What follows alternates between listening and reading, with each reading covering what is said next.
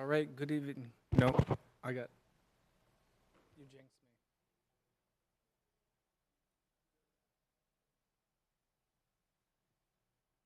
Good evening. Can you hear me?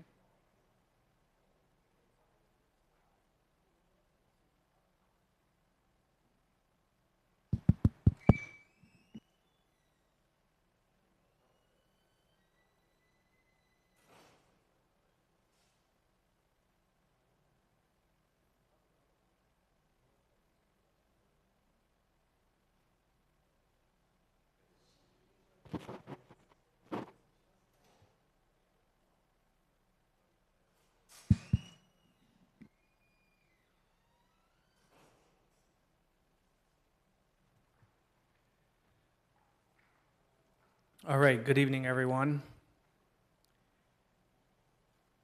Welcome to this evening's Saco Planning Board meeting, August 27th, 2024. We'll move straight ahead to calling the meeting to order this evening. With us, I have myself, Matt Provenzel, the chair. To my left, Joyce Leary Clark, our vice chair. And to her left, Jeff Brucho. And then to my right, Jim Mollier. Our agenda this evening has a few items left over from our previous meeting that we'd like to take care of this evening and address. And from there, we have approval of our minutes, and that draft document is being put together, so we will review those at our first September meeting. With that, our next agenda item this evening is our public comment period. If anyone is here from the public that would like to speak on general planning board items, please step to the podium, state your name and address for the record, and we will take notes and address those comments at the conclusion.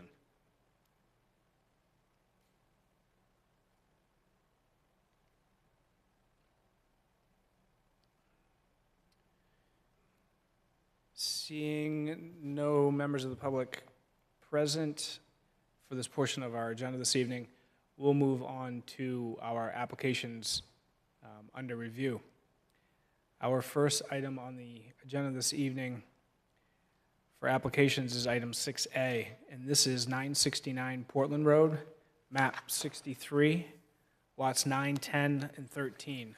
And this is a sales and service facility for GenStar of Maine, presented by Saco Technics. And this is a continued application review and public hearing for a proposed 45,000 square foot sales and service facility for hail, trailer, and brake. And this is within the Portland Road zoning district. Do you have anything to add, Emily? The applicant has requested a waiver to landscaping standards since the last meeting, and information about wash bays has been sent to the Water Resource Recovery Department. We just got that either Friday or Monday. So there will be a meeting set up with the applicant to review the wash bay information. So we do not have full details and clarity on that review yet. Thank you. Great, thank you, Emily. And with us this evening, we have the applicant's representative. Good evening. Good evening, Mr. Orr. Yeah, since our last discussion, first off, my name is Matthew Orr, civil engineer with Saco Technics.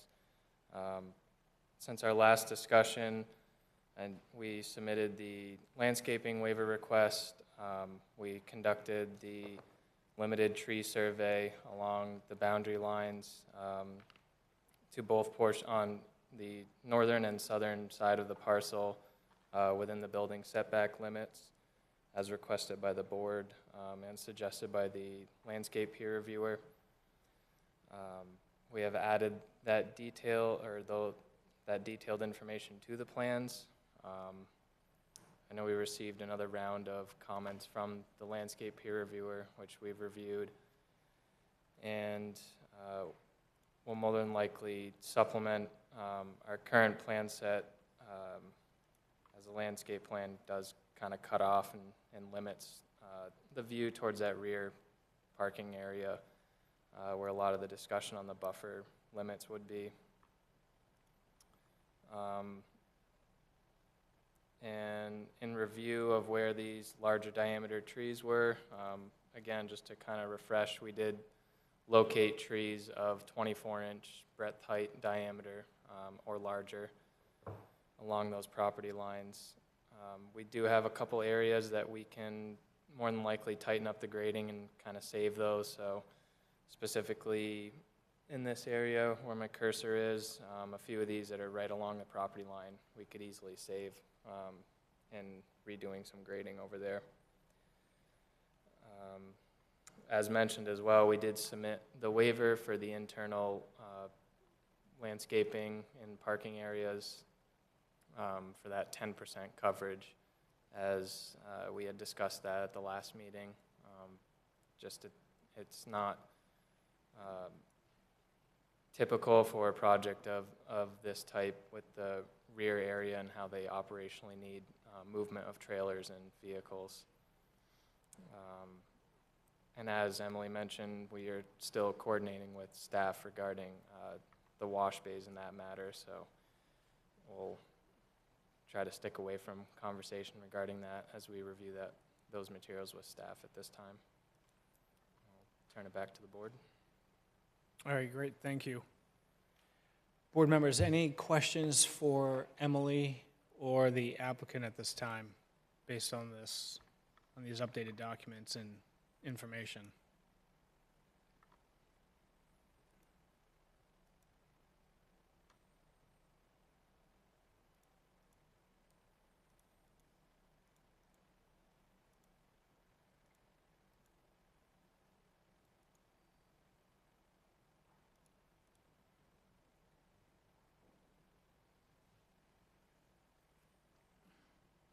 So Emily, as far as the wash bays and the oil water separators, that information has been received by staff, and city engineer and wastewater and yourself are working together to review that and then comment back?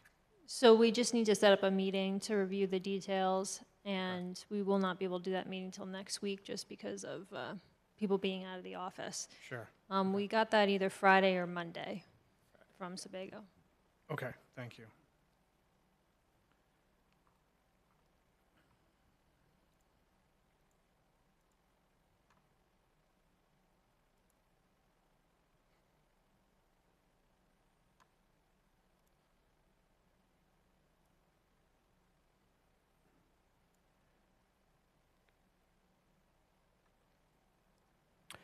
So, board members, we have sort of the remaining question, and the big item that we've been discussing throughout the project here is the landscaping. So, as the applicant has noted and provided here this evening, we have the information on the trees within that property line buffer that we requested. They've shown us that. Any comments, questions, or concerns? Jeff? Mr. Chair, if I may, thank you. I was kind of, weighing over what we've had for discussion as a board on, and a lot of the concern on the large impervious area in the back. And when I was reviewing Chapter 230, Section 1002, for large parking areas, and I think that's what maybe, Mr. Chair, you had brought up at one point. That's obviously this falls in that category, and it's one that you wrestle with. And I was kind of trying to think of how that applied, and I think it makes a lot of sense when we think of traditional parking areas for commerce or retail centers where we can have some interior landscaping. That section calls out for every 10,000 square feet shall include 10% of internal landscaping.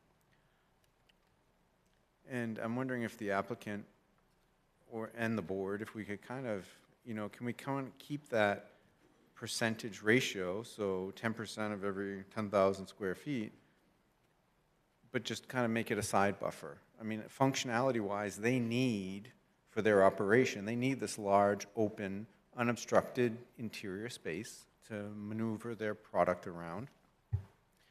And, you know, I know where that section is oftentimes trying to deal with like the heat island effect and obviously some natural runoff filtering that would take place. But where the general public's really not going out in this applicant's backyard, and the only people that would be really affected by any heat island would be their staff. Can we find a way to kind of, you know, meet in the middle where we, you know, still require some of that preserved space along the boundaries that would still not impede their ability for snow removal or handling of their trucks? And it might be kind of twofold. We're gaining a little additional buffering space. I mean, I tend not to want to waive everything in the landscaping design criteria. I know this would be very beneficial to the, you know, the tax base of our community and functionality wise. But I guess I was kind of thinking, and I don't know if the applicant could work that in somehow, that we take that ratio of area that we need and we kind of tuck it along the sides. I think you had kind of indicated at previous meetings that they weren't very receptive to, I think, staff's idea of trying to have pre-approved, like, design space in queue where it's approved, but it's not going to be developed at this point.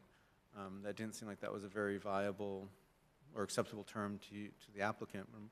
So if they're going to want to develop this whole area as much as they can, and we're wrestling with this particular ordinance, can we kind of come up with a way to, you know, shrink it on the sides a little bit?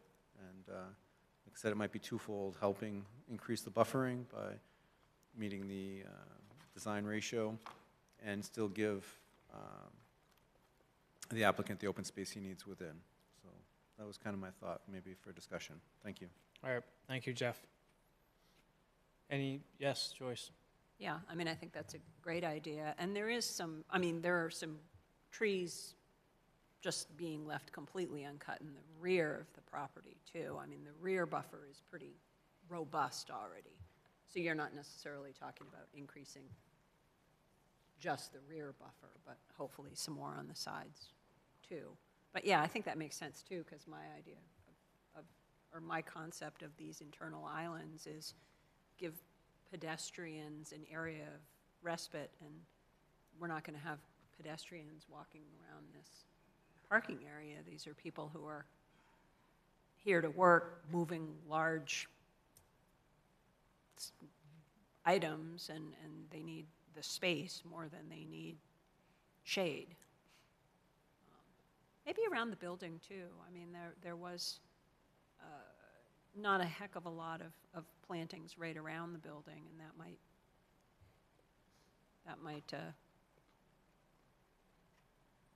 might increase the amount of greenery, like the back of the building.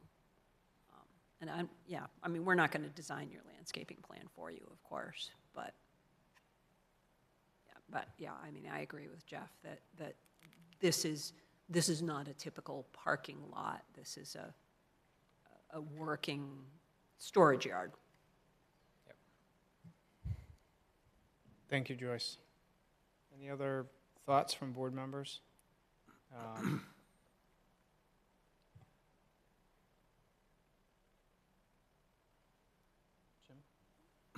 Mr. Chair, I was going to be in favor of just waiving that standard because I read it to refer principally to internal landscaping, but I think Jeff's idea is a good one.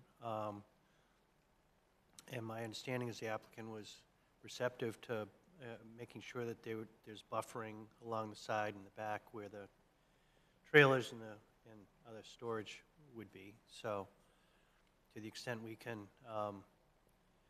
turn that into additional buffering on the side, I think that's great. But otherwise, I would think certainly a waiver of this requirement for internal landscaping makes perfect sense. All right, thank you, Jim. Any other thoughts? Matt, do you have a value? I know we have 10% here. Do you know where you would be at if we said, well, what percentage do you feel you're at now? I know we had included it in previous submittals. I don't know if we included it in the latest response. We have for more or less this front area where the employee parking and all is kind of a takeoff of that.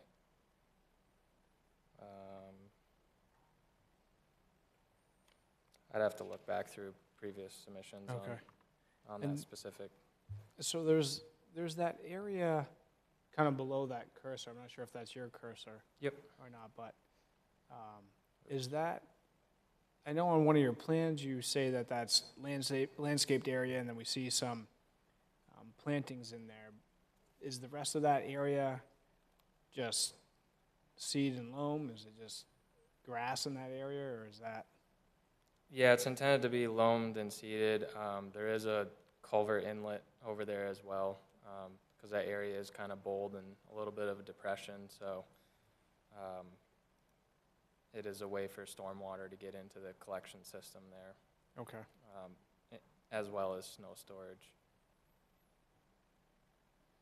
And I was looking for it, and then I got sidetracked to confirm. Is that area just sloped? There's no curb there? Correct. Okay, that's what I thought.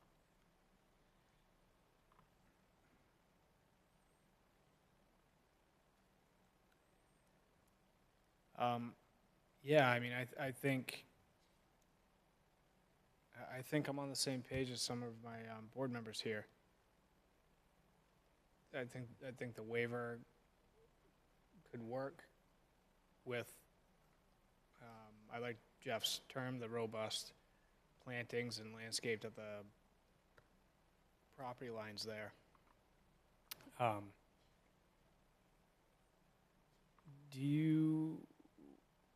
What's your anticipation as to, I know you mentioned at the beginning, showing more of the site plan from this view here, because it's sort of cut off, we can't see some of the large trees, but is there,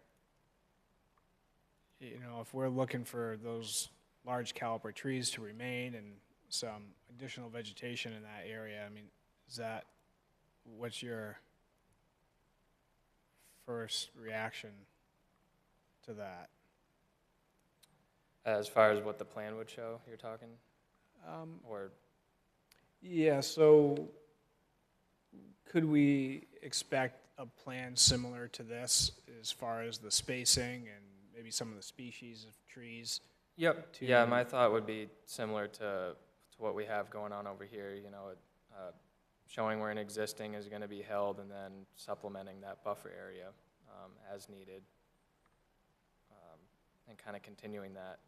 I think the bigger, like when we go to the demo plan, it's a little easier for reference, but it's definitely this northern property line that gets real thinned out.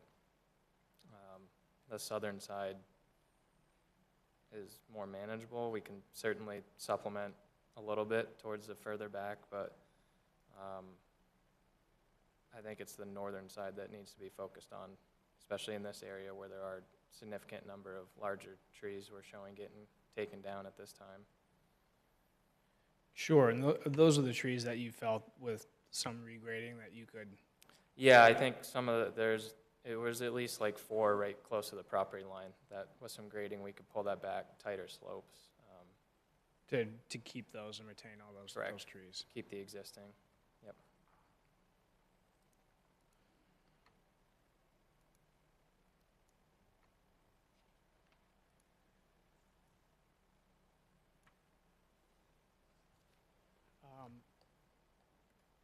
All right, well, I guess as you know, the conversation keeps, revolving around the landscaping, the landscaping general, the amount of pavement. So I can support a waiver with, if we can keep those trees along the property lines and add some more landscaping in there. I think that can work. Jeff? Thank you, Mr. Chair. Matt, you had done a kind of a Route 1 perspective view of the building that had quite a bit of plantings in it. Because we were concerned, at least I was concerned about the view from Route 1, and I have to say, I think that was very well done. I thought it had great buffering, great character, concealing the building but making it look very professional. And I guess if we were to issue a waiver, could we reference that perspective view that we're saying, okay, we don't want a formal landscaping plan, but we're expecting that that view is constructed to what we were essentially given the impression that was going to be built. Because, in my view, they meet a lot of our design criteria from on the front, the public face on Route 1, I thought was extremely well done. The only thing I wrestle with a little bit is, as we talk about the vastness of the impervious area in the parking lot in the back, is how to protect the buffering. And yet, and I look at their site plan in the packet on pages 7 and 9, still kind of brings me back that there's still a lot of land in the back that's left vegetated, because most of it's wetland. But so I guess for me, when my idea of that incorporating that 10% of the space, if Matt could give us some rough idea. I don't know if you have a breakdown by your water treatment for the impervious pavement out back. How many thousand square feet are we talking about, and what would that equate onto the border? If you added a little bit of if we were to forego some of the interior plantings and did that 10% on the sides, you leave or add 10% on the sides. Does that change, the amount of space that you need to make the site work, or desire to make the site work? And are we talking, 4 feet on the side, or are we talking 40 feet on the side that would shrink in?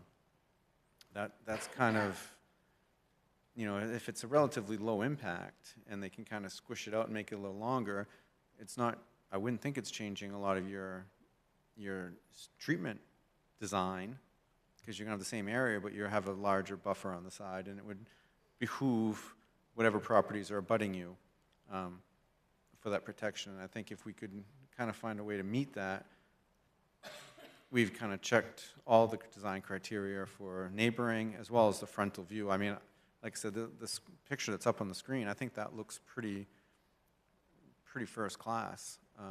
And if we waive the landscape design, and I'm in favor of waiving that, we might have the condition that this is the perception of what we're expecting to see constructed in lieu of a full-blown landscape plan, as well as whatever we decide on the 10% ratio for the back portion. I think we should reference both of those if we are going to do a waiver. Thank you. Thank you, Jeff. Any other thoughts from board members?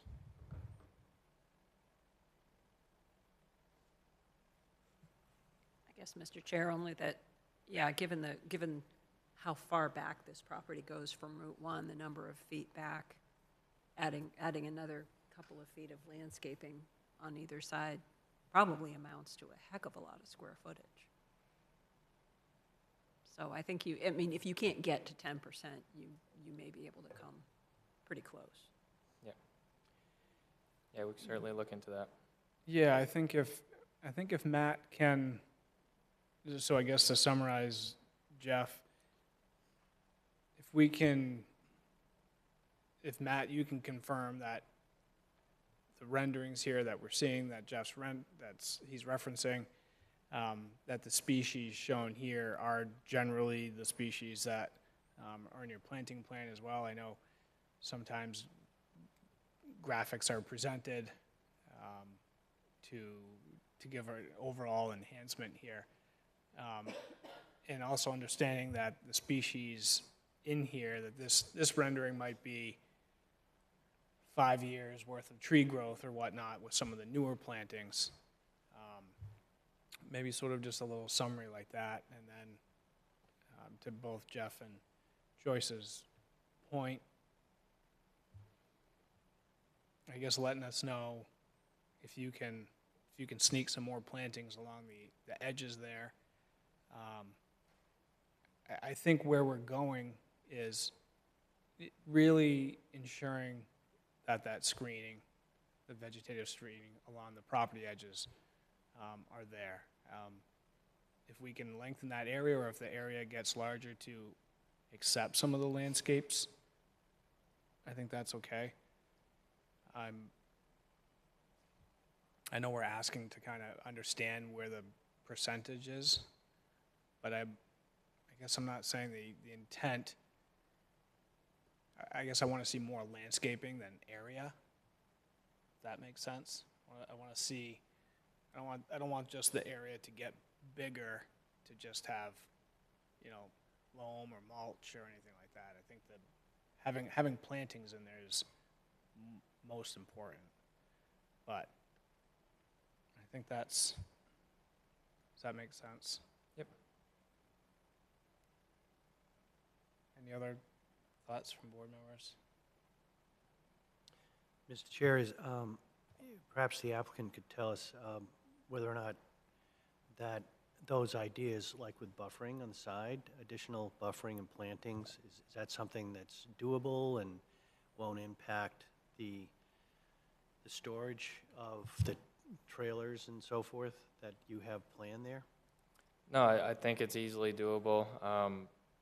Certainly, especially looking at where those larger mature trees are being removed, replacing in kind or certainly those provided a large buffer today. So keeping that existing between the neighbors is certainly important.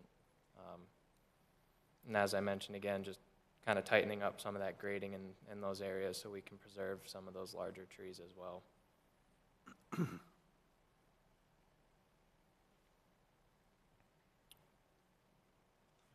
Mr. Chair, to kind of move this forward, we can always, and I think it seems like the board is leaning this way and intending this to include a condition of approval later that would encompass this additional buffering. And so as long as we keep that in mind, that that's something we want to do for a conditional approval later, I would move to waive the large parking area internal landscaping set forth in Chapter 230, Article 10, 230-1002. Thank you, Jim.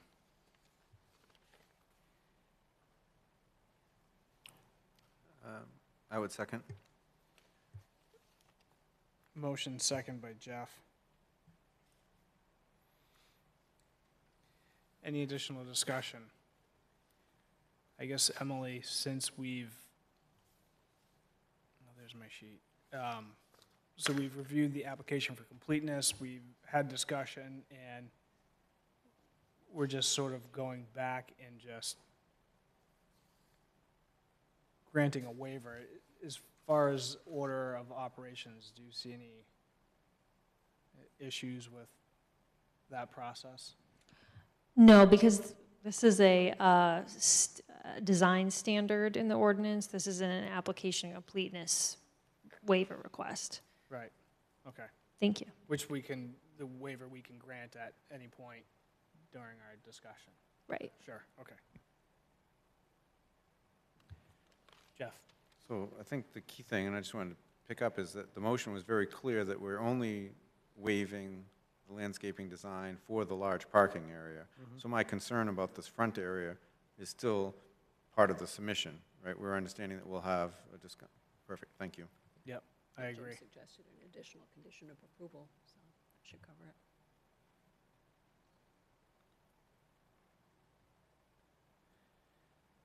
Any additional discussion on the motion?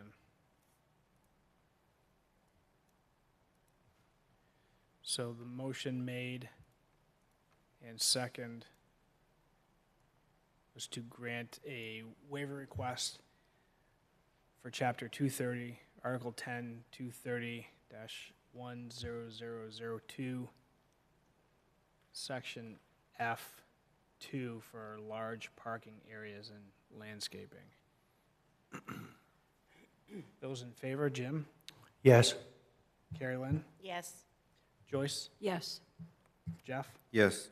And I vote yes as well. Motion passes 5-0.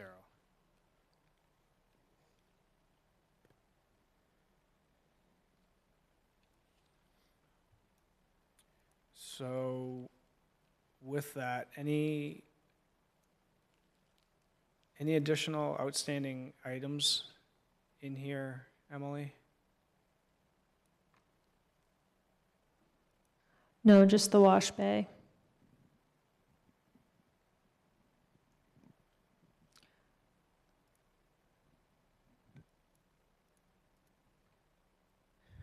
So with that,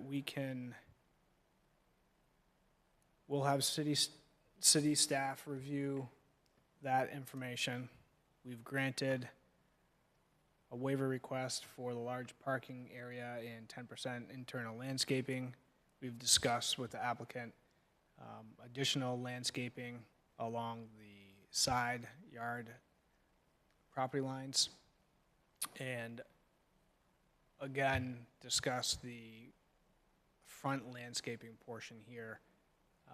And Jeff is sort of, we've just had that discussion, maybe additional confirmation as to what's presented here graphically in that nice rendering. That's what's presented in our landscaping plan.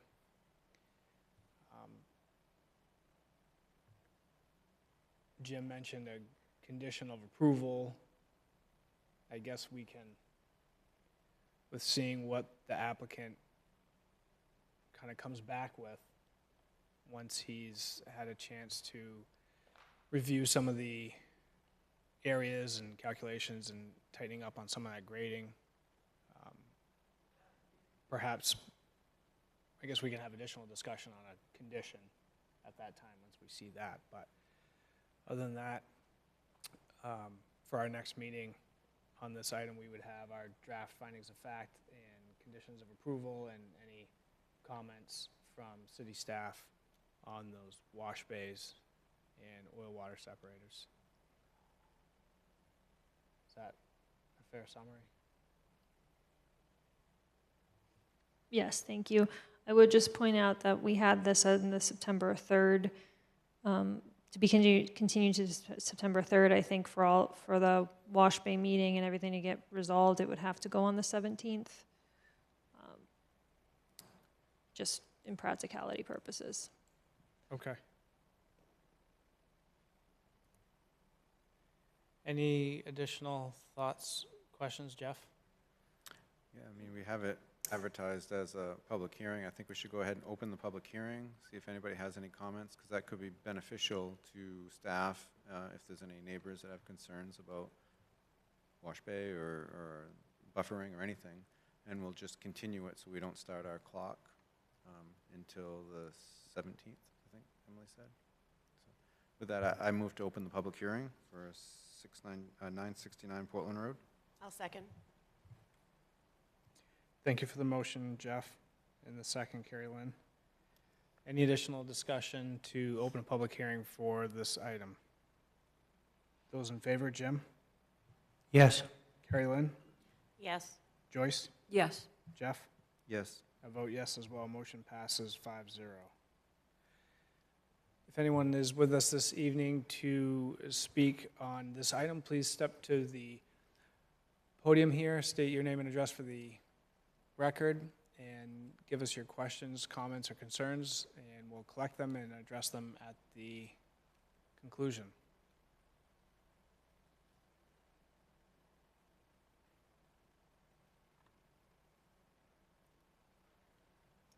Mr. Chair, seeing no one come forward, I move to table the public hearing to the continued date for this matter, September 17th. I'll second. Thank you, Joyce, for the motion, and Jeff, the second. Any additional discussion on the motion to continue the public hearing to the September 17th meeting? Those in favor, Jim? Yes. Carrie Lynn? Yes. Joyce? Yes. Jeff? Yes. I vote yes as well. Motion passes 5-0.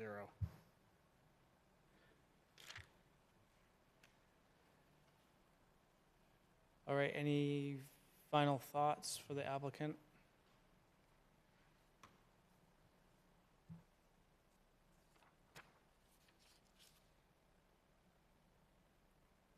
Mr. Chair, I move to continue the hearing on this matter to September 17th, 2024 meeting. I'll second. Thank you for the motion, Joyce, and the second, Jeff. Any additional discussion to continue review of this application to September 17th, 2024? Those in favor, Jim? Yes. Joyce? Yes. Carrie Lynn? Yes. Jeff? Yes. I vote yes as well. Motion passes 5-0. I almost responded. Thank you. That was, unfortunately, that was unintentional. All right, thank you.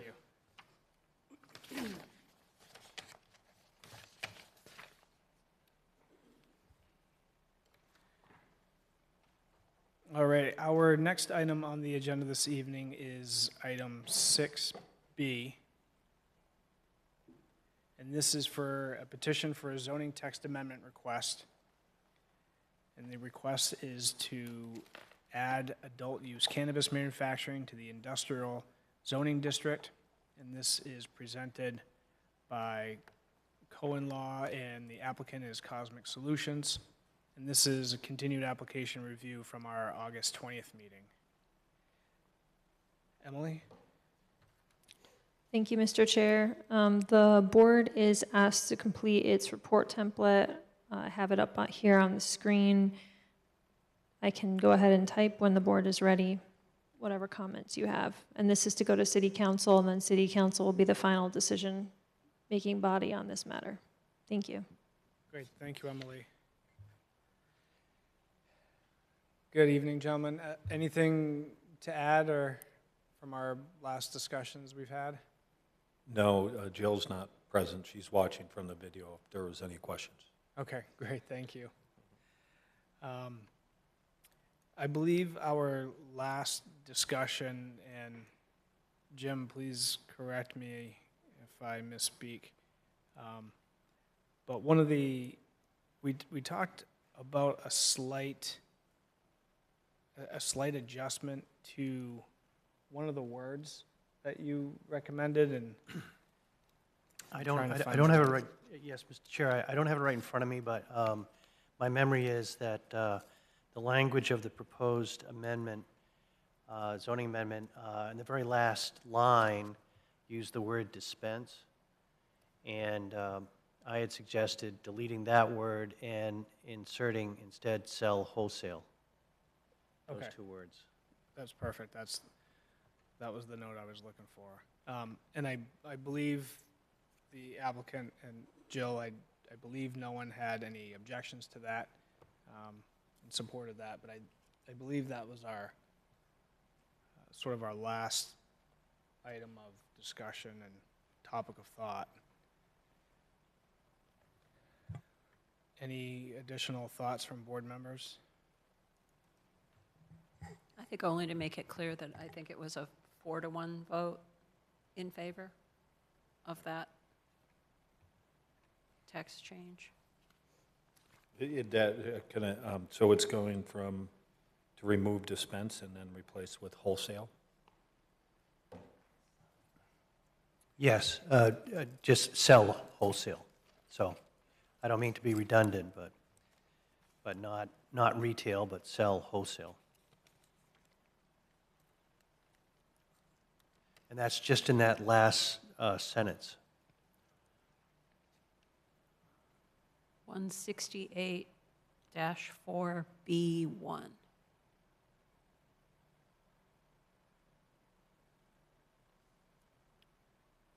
So it would be, yeah, a registered dispensary may only sell wholesale, properly packaged, inspected, and authorized. I think that was how it read, right? Yes, that's what I intended. Yeah, just, I had to ask Joe one thing. I think what the board's. Yeah, that's the correct citation. Sure, okay.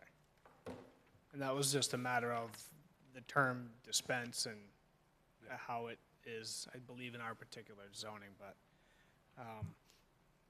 Joyce, you were correct, it was a 5-1 vote, yeah. So, yes, Emily's, At 168-4B1.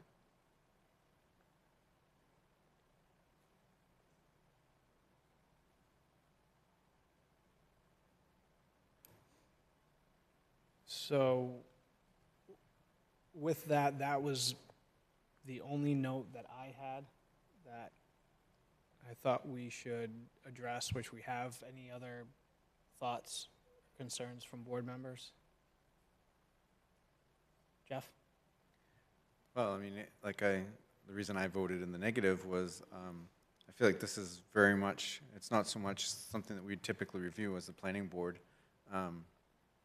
I know that we're required to give a recommendation, but I'm very much concerned that this is legal wordsmithing more than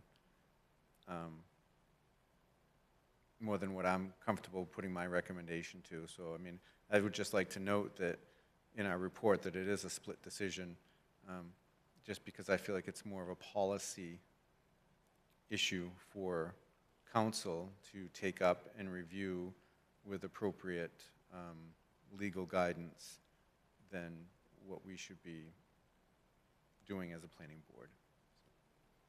Sure, with review from city attorney.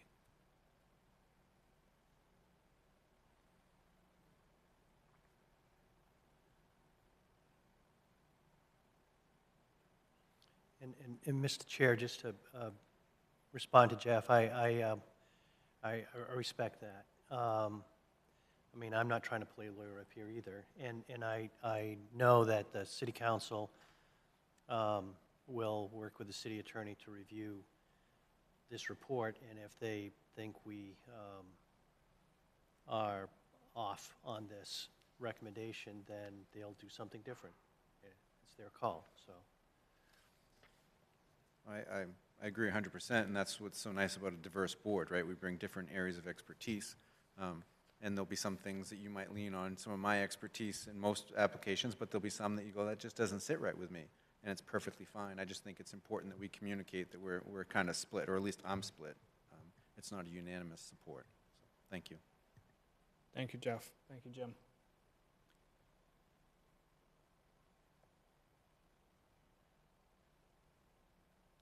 Any other board member thoughts?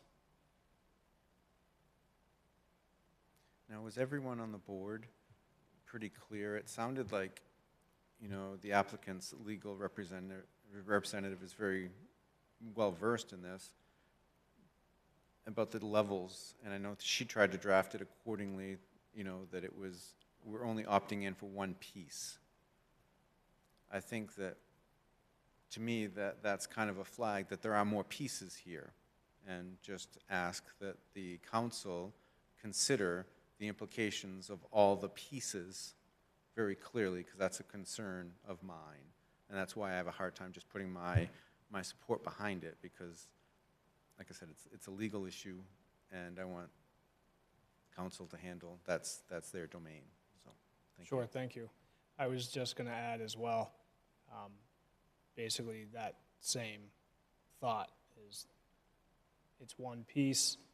We've had much discussion on it, and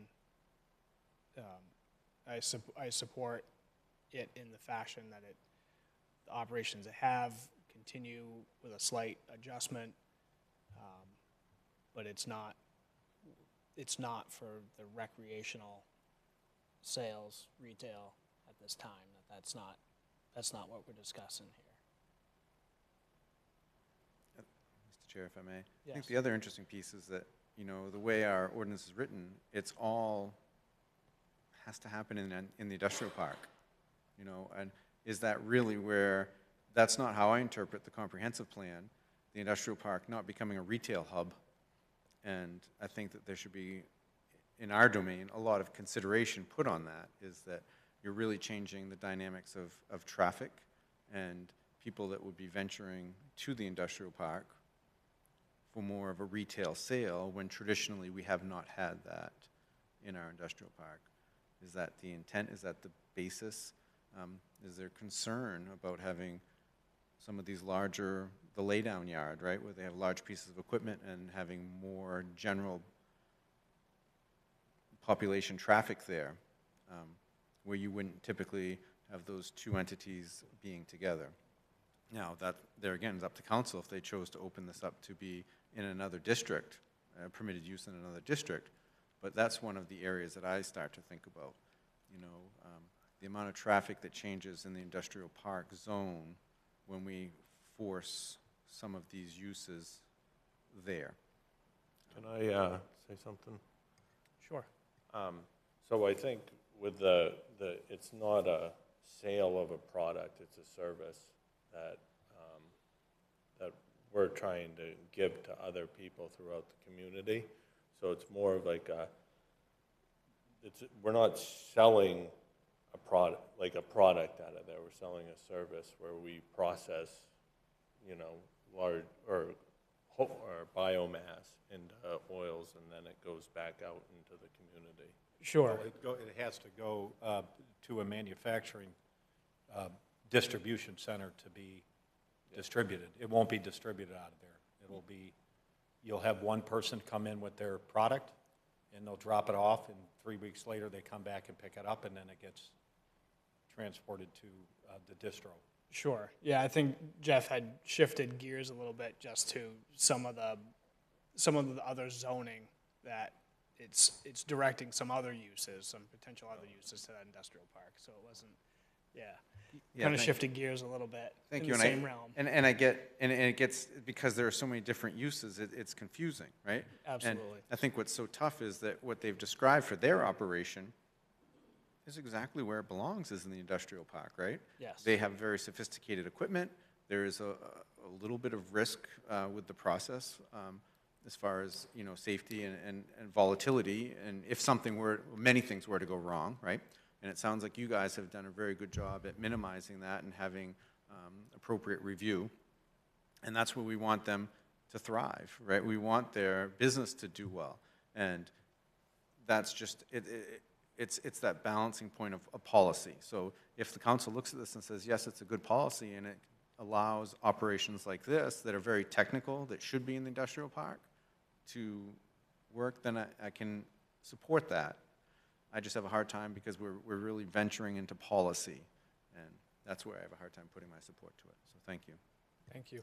Yeah, I'm kind of wondering about the last sentence in two, because I don't think we're necessarily saying that the council needs to carefully review this use and how it impacts the industrial park. It's more other potential expansions of marijuana manufacturing, distribution, and the like. I mean, this is just manufacturing.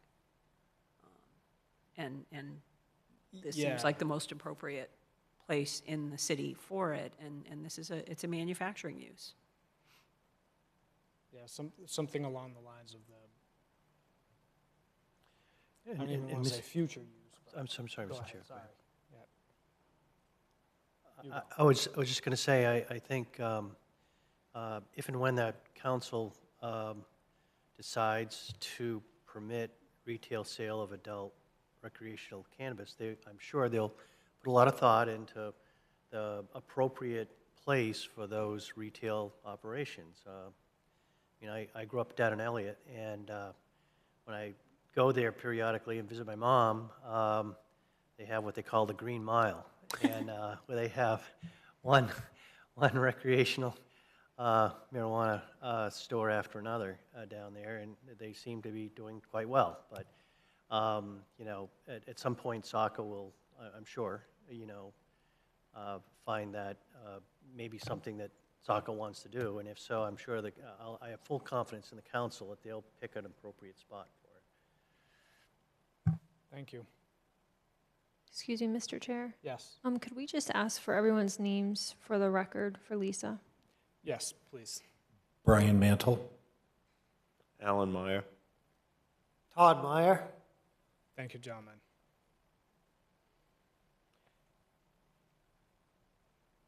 So we have our draft report here in front of us for review. Joyce had a recommendation there to strike that last sentence. How does the board feel with the overall report? Mr. Chair, I think it looks good, and unless someone has an additional matter to add, I move that we approve the report and for forwarding to the City Council. Thank you for the motion, Jim. I'll second. Second by Joyce. Any additional discussion to forward the draft report as presented and edited this evening to City Council for their review? Those in favor, Jim? Yes. Carrie Lynn? Yes. Joyce? Yes. Jeff? Yes. I vote yes as well. Motion passes 5-0. Thank you. Thank you, Jill- guys. Jill just wanted me to reiterate that we're only asking for the processing in there, not, it won't have any public change. Yep. Thank you. Thank you, guys.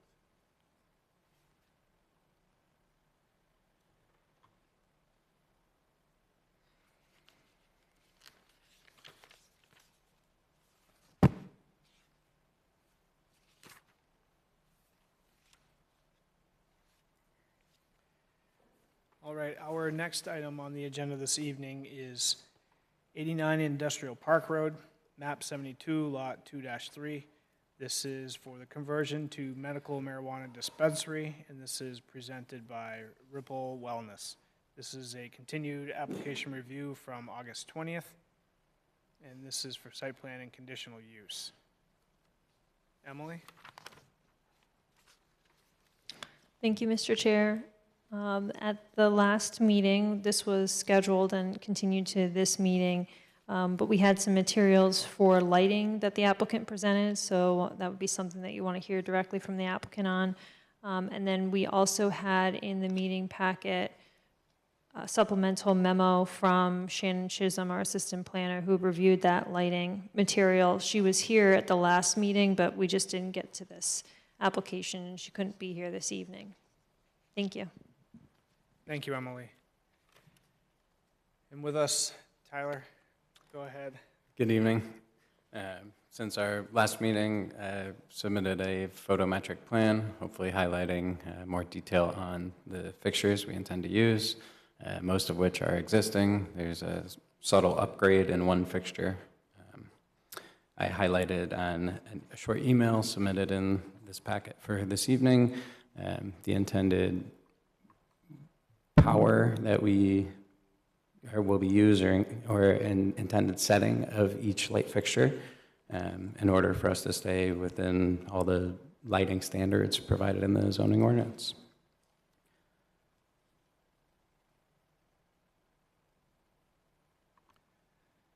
Great, thank you. Board members, any questions for the applicant or for city staff?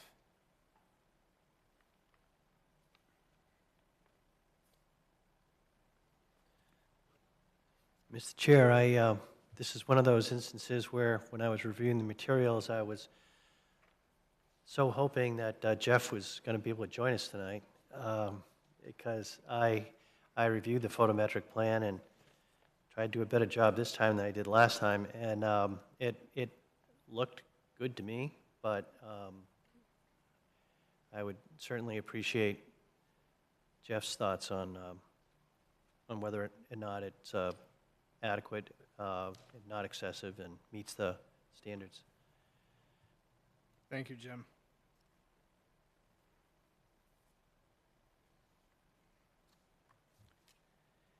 Any other thoughts or questions from board members? I guess I just note in Shannon's memo, she'd indicated, or I guess Tyler had indicated, all new and existing lighting fixtures can be dimmed or angled to adjust light throw, so that they all should be able to meet the standards or be adjusted to meet the standards. And with that, I'm wondering, you know, can we have some sort of language in the condition of approval, if necessary, that the applicant will, as needed, adjust the light levels and/or locations of the fixtures in order to make sure that the standards are met? We would be glad to. Angled, that's the word I'm looking for. We'd be glad to support that condition. Thank you, Joyce.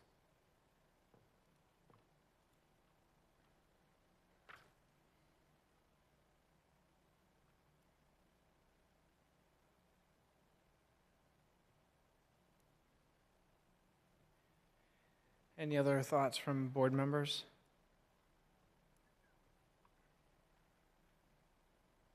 Jeff?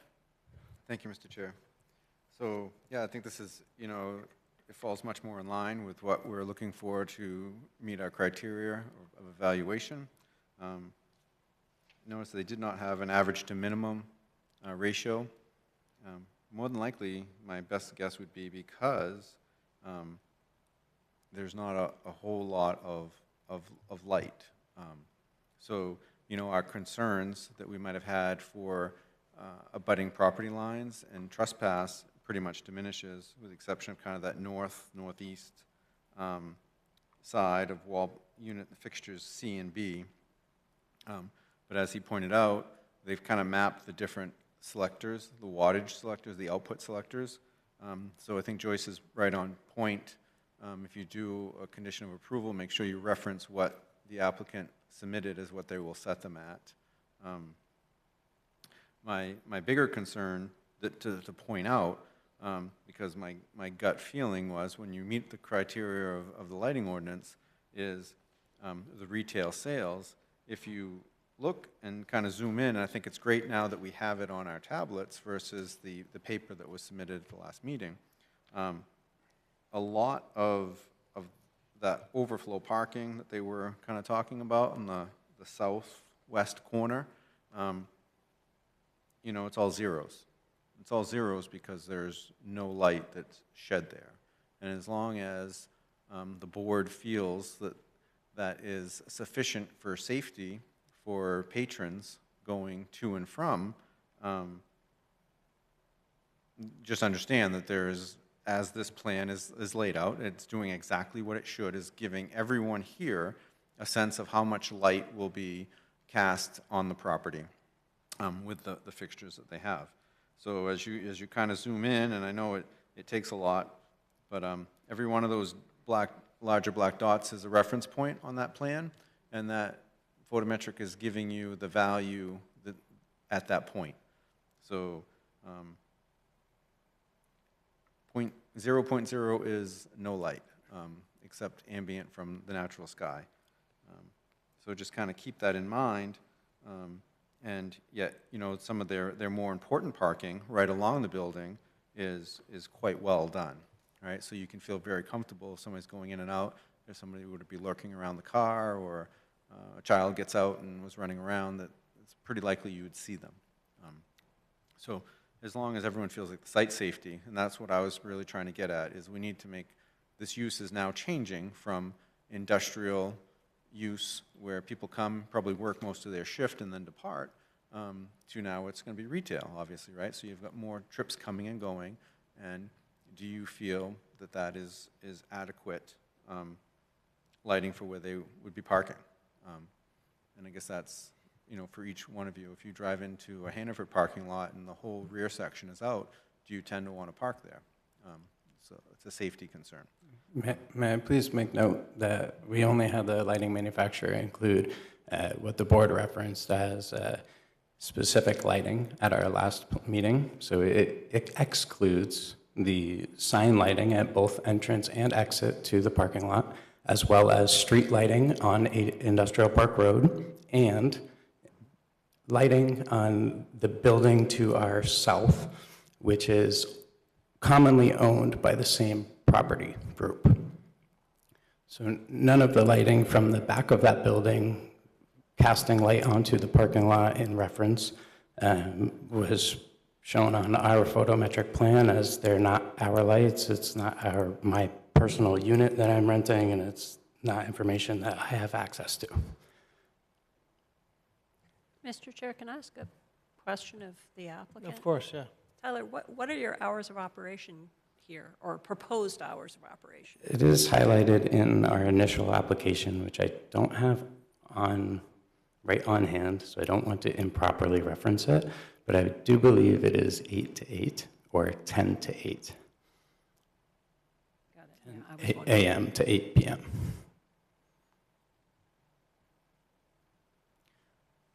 So, Mr. Chair, just to that point, I think that brings us back, unfortunately, to a very similar discussion that maybe we should, after review of this project, bring up at workshop and ask the city solicitor. This would be the second time that we've had adjoining or abutting parcels that are owned by one party, and now we have to make the definition or delineation of, is that a property line or not, right?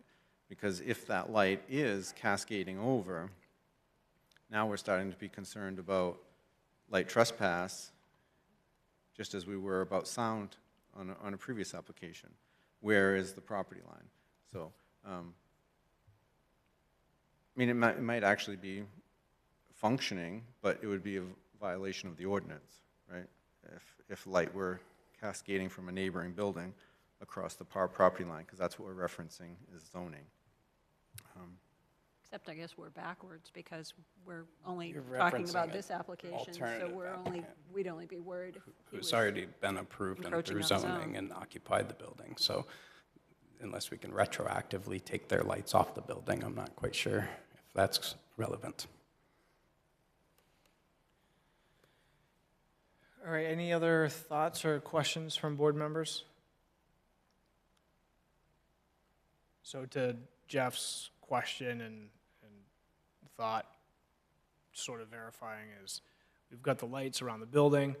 The applicants re-clarified, again, just the lights around the building, not counting street lights or sign lights as we did request. So some of the lights here, I guess for me, I feel that the parking at the building, there's sufficient light. There is some light in a good portion of the drive aisle.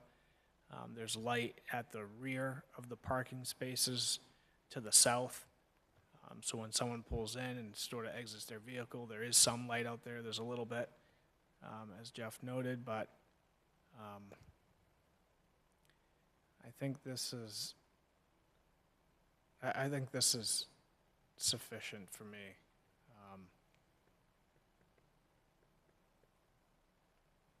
Any other thoughts from board members? I agree, Mr. Chair.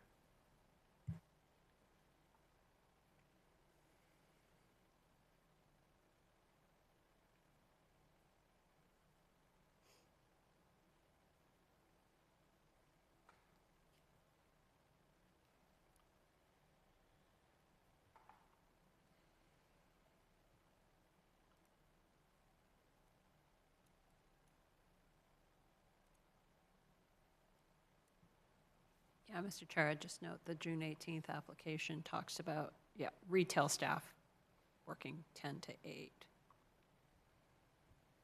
Yes. majority of employees working 8 to 4, 8 a.m. to 4 p.m. Mr. Chair, Yes. may I just ask that we refer to this as dispensary sales? It's not a retail use, I just want to make it clear. It is it's medical marijuana dispensary with accessory sales. And the use that code office will be using is dispensary sales. Yes. Thank you. Thank you. So medical dispensary sales.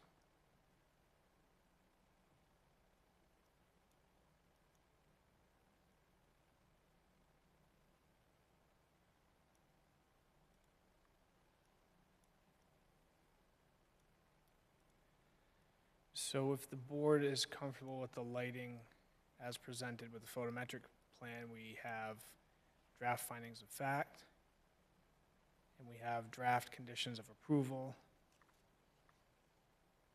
And as Jim has mentioned, Jeff as well, and the applicant has agreed upon a condition of approval. I think we both, all of us really sort of touched upon it, but a condition of approval to ensure that the lighting is configured and installed at the lighting levels as provided on the photometric plans.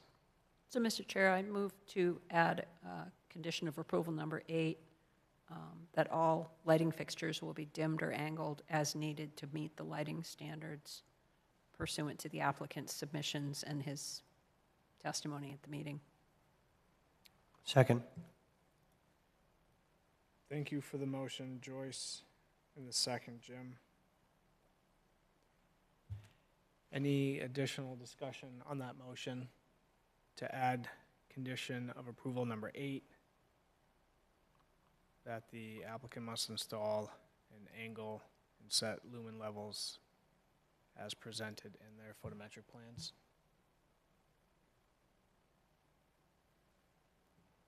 Jim? Those in favor, excuse me, Jim? Yes. Carrie Lynn? Yes.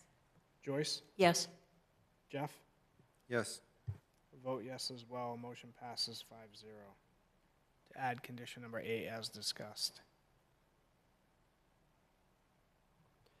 Hey, Mr. Chair, I'll move to amend the proposed findings of fact under 8D, lighting, to read that the applicant has submitted a photometric plan together with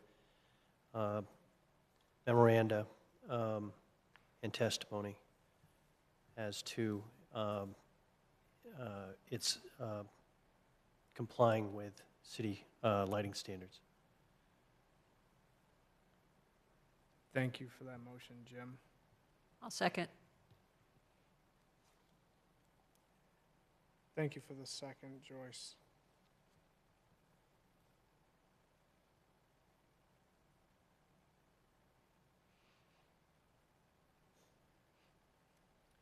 Any additional discussion on the motion to amend findings of fact, item 8D, as discussed?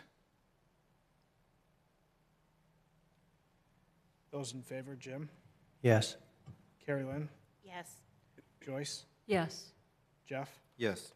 I vote yes as well. Motion passes 5-0 to amend item 8D of the findings of fact. Mr. Chair, I'll move to adopt the findings of fact, the draft findings of fact for site plan and conditional use for this application. I'll second. Thank you for the motion, Jim, and the second, Jeff. Any additional discussion on the motion to adopt the findings of fact as presented and amended? Those in favor, Jim? Yes. Carrie Lynn? Yes. Joyce? Yes. Jeff? Yes.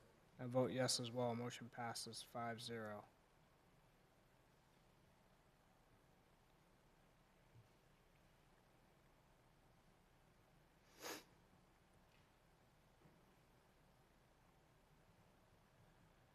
Mr. Chair, I'll move to adopt the conditions of approval,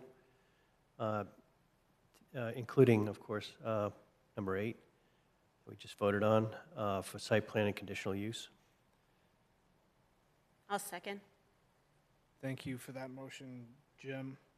And the second, Carrie Lynn. Any additional discussion on the motion to adopt the conditions of approval as amended this evening and presented? Those in favor, Jim? Yes. Carrie Lynn? Yes. Joyce? Yes. Jeff? Yes. I vote yes as well. Motion passes 5-0.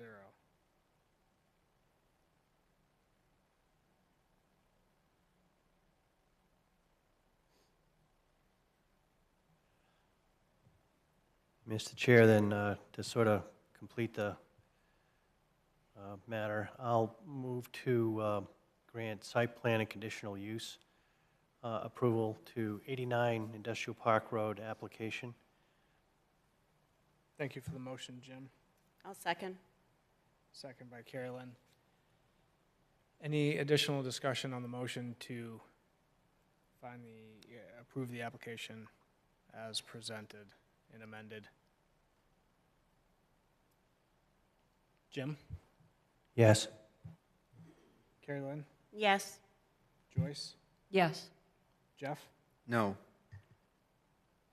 I vote yes. Motion passes 4-1.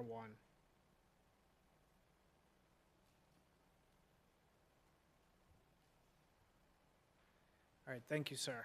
Thank you.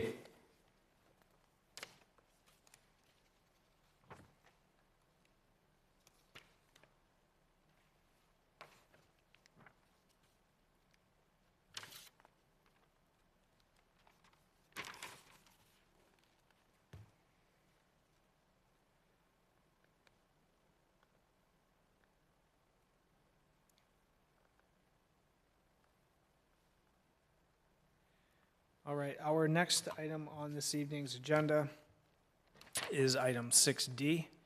This is for 94 Industrial Park Road, map 72, lot 12, and this is for the conversion to medical marijuana dispensary.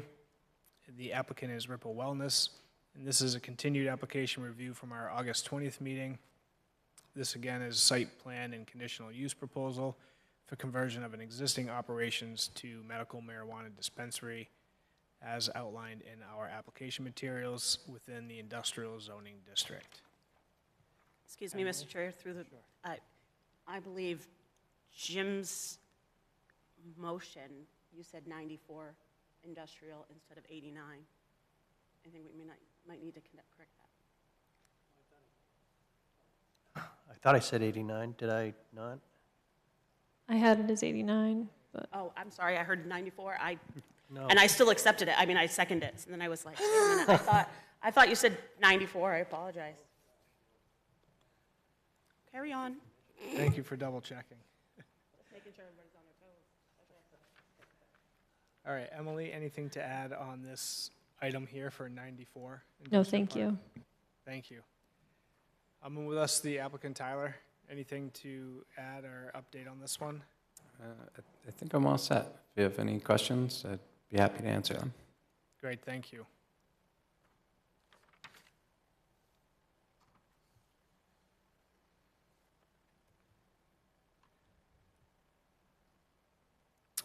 Board members, any questions, edits to the draft findings of fact or conditions of approval? I believe during our last meeting on this item, this was the direction we gave city staff, was to provide us. We were satisfied and we wanted to review our draft findings of fact and conditions of approval on this item. So, Mr. Chair, Yes, Jeff? I was just wondering about conditions of approval number 7. It says the applicant's use is limited to medical marijuana registered dispensary as detailed in the application material. Any changes to these application material will require subsequent review under Chapter 179 and 230.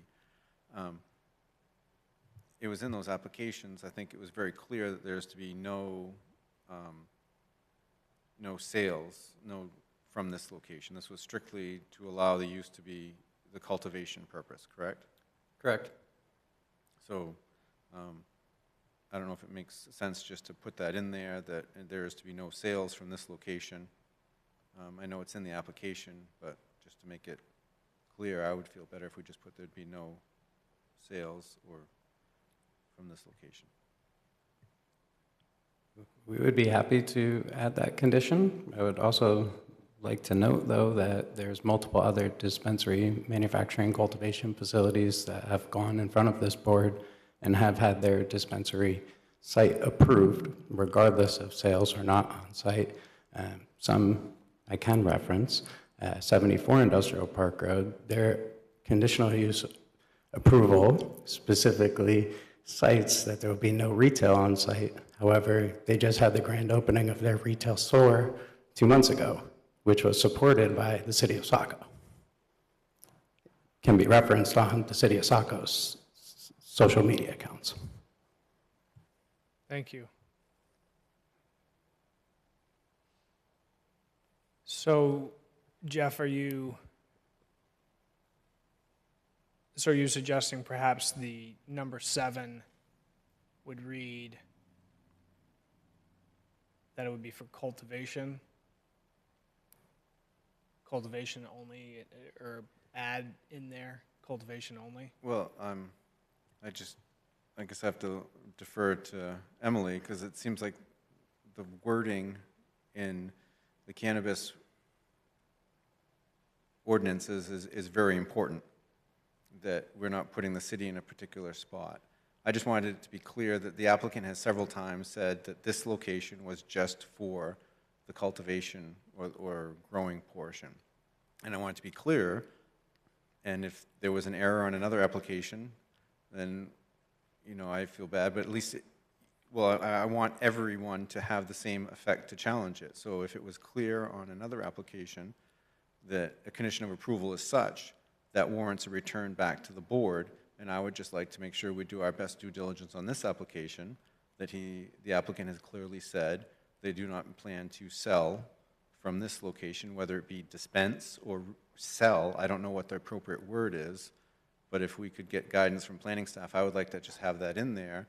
So that was a condition or a criteria that was presented to the board in this review.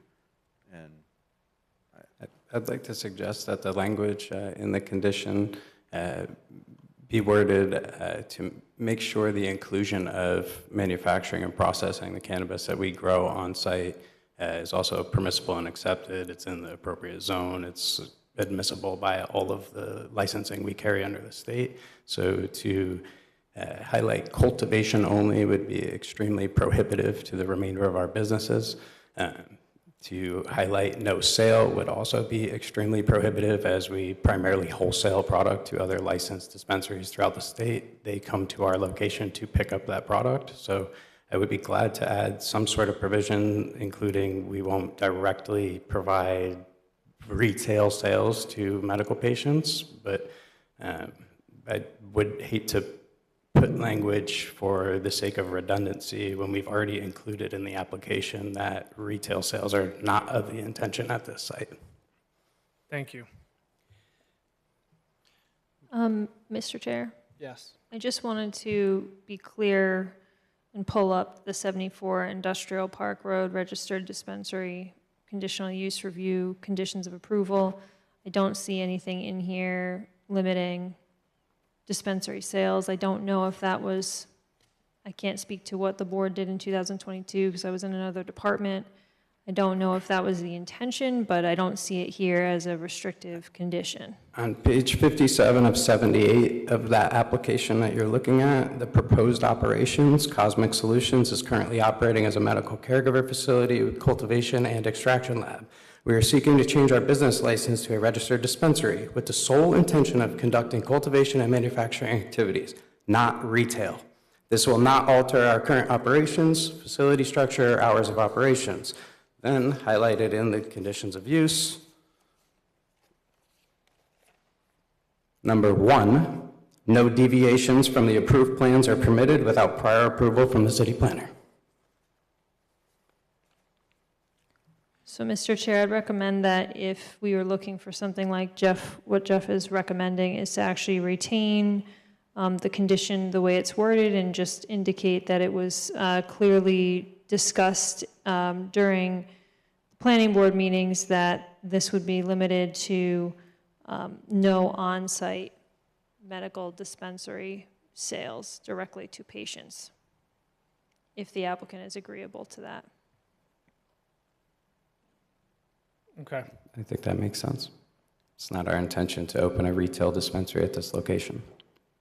So that's exactly, thank you. I like if that's the best language and you both agree, because I think that that's real important, right? That we get our conditions of approval worded so that our compliance officer doesn't have to start going through all this old paperwork and what was orally presented to the board. I think it's in our best interest, because I didn't review this site as having retail or sales. I always want to say retail, and I apologize, apparently that's the wrong word, but general public. And I don't want to limit their ability to wholesale or to manufacture to another step. That's where they're supposed to be doing it. It's the zone, and I don't want to use the wrong word. So I would like to make a motion that we amend draft conditions of approval number 7 to include that there is to be no, Emily, I guess I'm looking for your words again, no medical dispensary, no on-site medical May I make a recommendation? If you include that we must abide by all the city zoning ordinance for medical dispensary, that definition in the city's zoning explicitly does not allow for retail sales. It's highlighted in the definition in the city ordinance for dispensary. So the definition of medical marijuana registered dispensary In the city of Saco, already covers it already covers that. It explicitly highlights no retail sales. So, and any operator, sorry, I don't want to, the intention for the zoning change was to not convolute recreational retail sales and medical dispensary activities. Medical direct-to-patient dispensing is approved use in the Saco zoning ordinance. However, retail sales is not.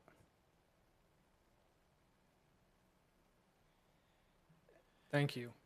Emily, could you give us your recommendation a moment ago as well? I believe I had said no direct on-site dispensary sales to patients, because the concern was about wholesale sales being limited.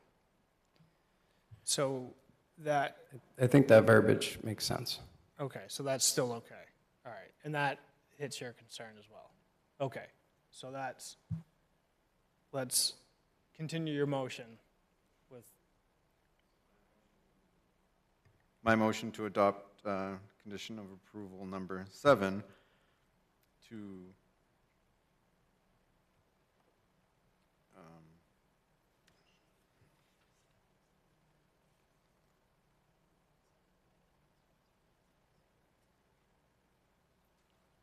the applicant's use is limited to medical marijuana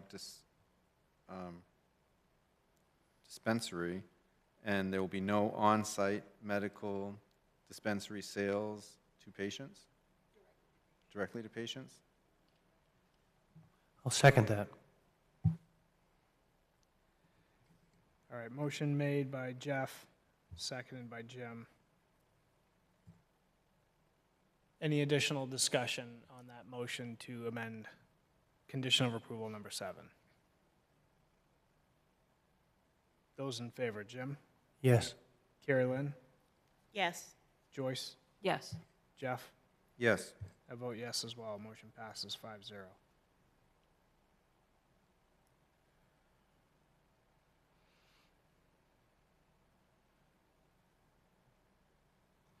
Miss- Chair. Go ahead, Jeff, go ahead.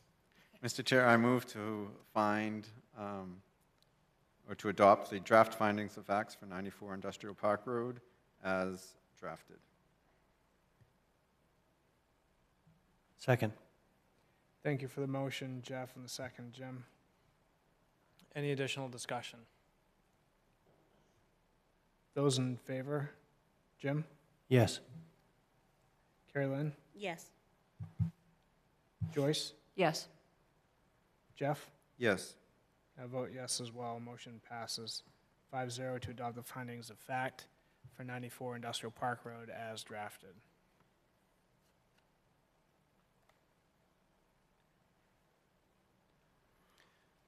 Mr. Chair, I move to adopt the amended conditions of approval for 94 Industrial Park Road. Second. Thank you for the motion, Jeff, and the second, Joyce. Any additional discussion on the motion to adopt the conditions of approval as amended this evening for 94 Industrial Park Road? Those in favor, Jim? Yes. Carrie Lynn? Yes. Joyce? Yes. Jeff? Yes. I vote yes as well. Motion passes 5-0.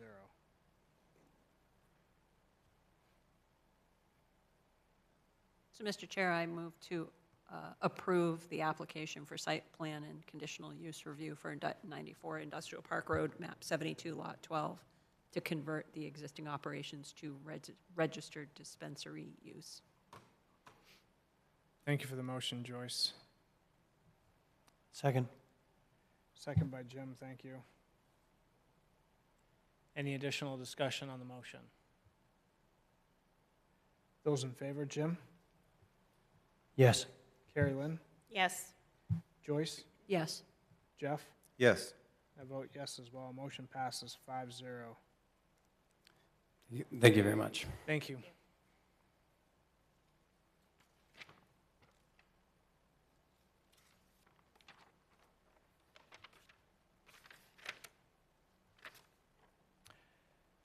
All right, continuing along with our agenda items this evening, any general correspondences, Emily?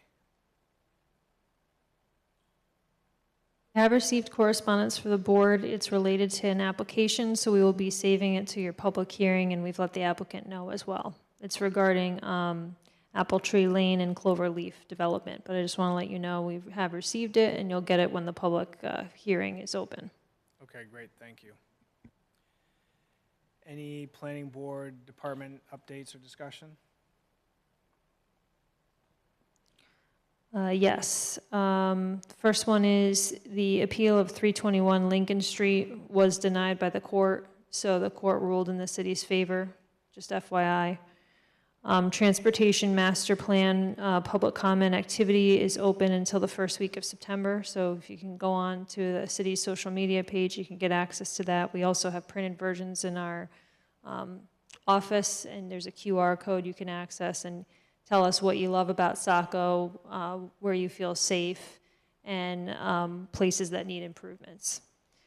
This will be the first step to help inform that overall master plan, and it's a fun activity that we launched at National Night Out. We got a lot of good feedback so far on it.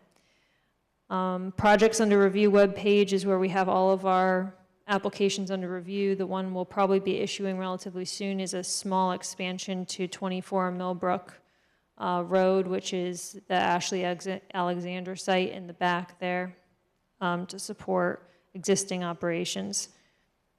We've released our housing action plan RFP to hire a consultant to put together a housing action plan for the city of Saco. So we'll have that RFP process and give you updates along the way. And then our long-range planning committee is meeting tomorrow night to continue visioning work for the Route 1 master plan. And the Conservation Commission is meeting with the City Council September 9th.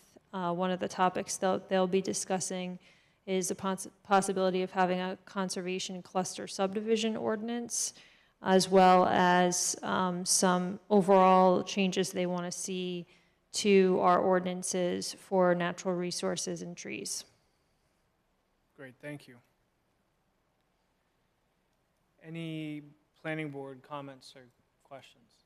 Jeff? Thank you, Mr. Chair. One, I have kind of something I needed to try to prepare, but it won't be appropriate at this time, I don't think. So maybe at another meeting, if we need to, can we move that up to the start of the meeting if we have planning board comments, just to take the agenda out of order? Sure, I think absolutely. I'll let you know when I kind of get my thoughts together. It's just been a busy week. But touching base on Ms. Prescott's comments, you know, obviously there was an appeal.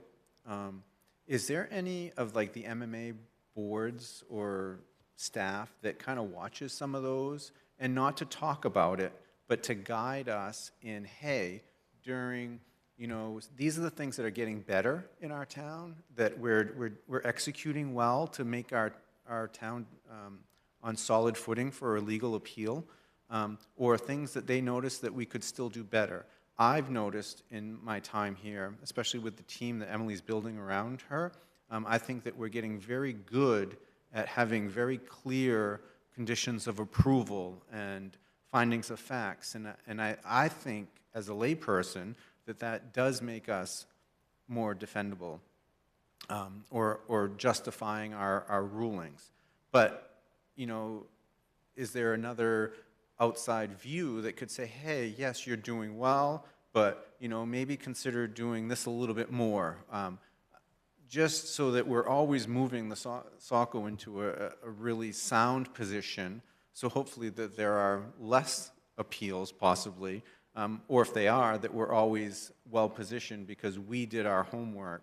And I really like the process of staff making the conditions of approval, and then we can kind of mull them over.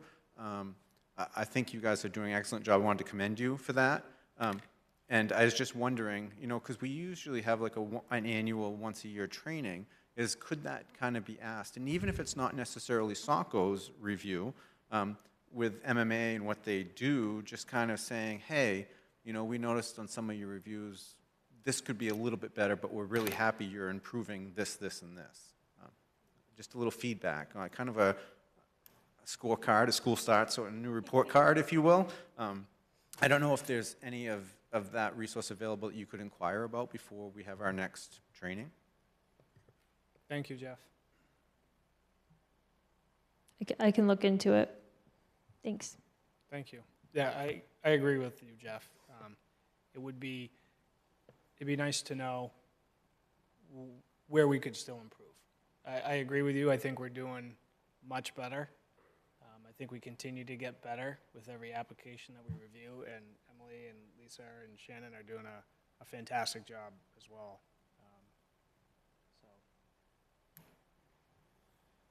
Yeah, so I just wanted to, you know, just like even this evening it was brought up, you know, we always have that the oral comments are to be included as a condition of approval. I just think that's very hard if I were to come in and be a compliance officer, and you go back, and especially on the older ones, you go back and listen to all the audio tapes, or now we have video, it's a little bit better, but it's very difficult, I think, for the city to defend itself, and that's why I really like the details. And even though we may have 30, you know, findings of facts or 12 conditions of approval, I just think it puts us in a good spot. So I'm much more for having it spelled out so that when our compliance officer does have to handle a complaint, it's very clear, hey, it was all here, they agreed to this, and now they're violating it. So I'm in favor of the way we're going. I think it's working very well, so thank you. Mr. Chair, I just wanted to say two things. One, I am so impressed with how this board works, and it's a real pleasure to be part of it. It's very professional. The staff is outstanding. The support we've received from the council for these iPads and the technology, the televising of the meetings, it's fabulous. Even though maybe the public doesn't pay as much attention as we would like sometimes, it's nice to see a lot of people participating at some of these meetings. So I just wanted to thank everybody for doing such a great job. And the second thing I wanted to mention was, I know Saco has made an effort to try to have more affordable housing in the city. And different communities have tried different ways of accomplishing that. I'm not sure the best way to do that. I have no answers, but it is unfortunate when we see so much construction going on, but the results are housing that is so expensive for people. You know, the starter home of, 15, 20 years ago doesn't seem to exist anymore. So I don't know if there's some way that we can, if there's some changes, or if anyone has any ideas as to how to encourage more affordable housing construction in Saco. I think that would be very, very helpful, because otherwise the people who work here can't live here. Thank you, Jim. I agree, I have ideas. I'll bring them up at the Long Range Planning Committee tomorrow.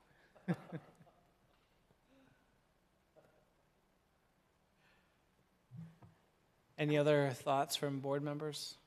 Can we talk about the elephant in the room? Everybody looked out there. I don't know, the 74 Industrial Park Road, that's retail now, that shouldn't be. Are we allowed to discuss that? It sounds like, I suspect Emily will take care of it in the morning. I'll look into it, but it will depend a lot on how it was approved. So I'll have to do a little more detail, because that references plans, so I'll have to look back and see. Because when you go into a certain licensing with the state, that's why I don't want you to think we're gonna go into enforcement when we may not be able to, because when you go into a certain license type with the state, you can do certain things unless there's local restrictions. So I don't know if those local restrictions were spelled out in the approval. It doesn't look like it to me, but I'll go back and do a little more deep dive on it.